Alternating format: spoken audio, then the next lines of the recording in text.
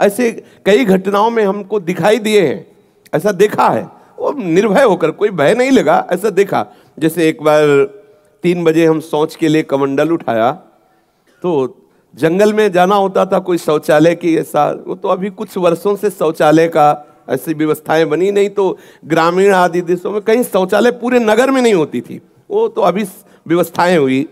तो कमंडल लेकर शौच के लिए निकले तो देखा कि गांव के बाहर एक नववधू लोटा लिए शौच के लिए जा रही। तो हम खड़े हो गए कि ये जिस दिशा को जाए उससे विपरीत दिशा में हम, वो खड़ी हो गई। फिर विचार किया कि हमें लगता है ये यहीं शौच में बैठना चाहती, तो हमने रफ्तार बढ़ाई। जब रफ्तार बढ़ाई तो देखा कुछ दूर आगे जा रही, तो लगा कि ये तो पीछे खड़ी थी, आगे।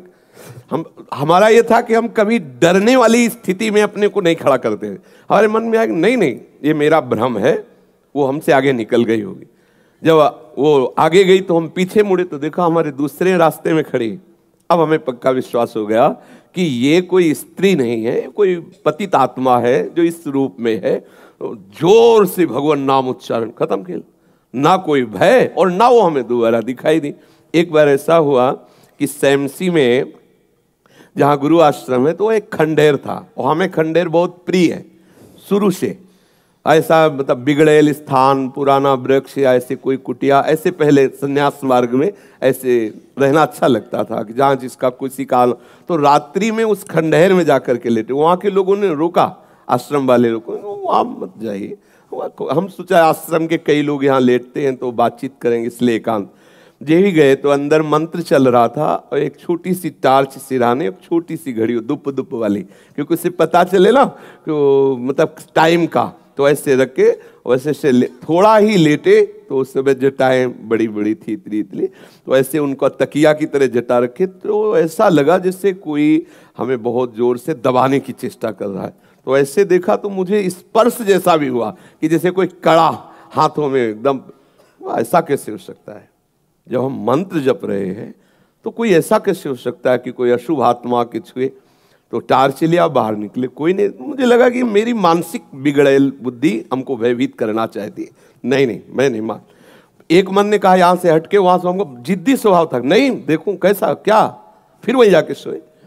थोड़ी ही देर में फिर स्पष्ट अनुभव हुआ कि ऐसे। तब हम बैठ गए तत्काल मंत्र जपते हुए।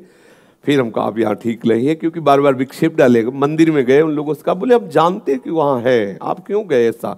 तो हमने जीवन में देखा है कि अगर कहीं ऐसी प्रेत आत्मा आदि हो, वो आपको परेशान नहीं कर सकती। आपको जैसे गोकर्ण के सामने धुंधकारी प्रकट हुआ, कभी वो अग्नि बनता, कभी वो ये बनता, कभी भेड़ बनता, कभी सिंह, समझ गए अधोगति को प्राप्त। लेकिन कोई ऐसा नहीं कि उनका अनिष्ट करे और रो के कह रहा था कि मेरा उद्धार कर दो, मेरा कल्याण कर दो।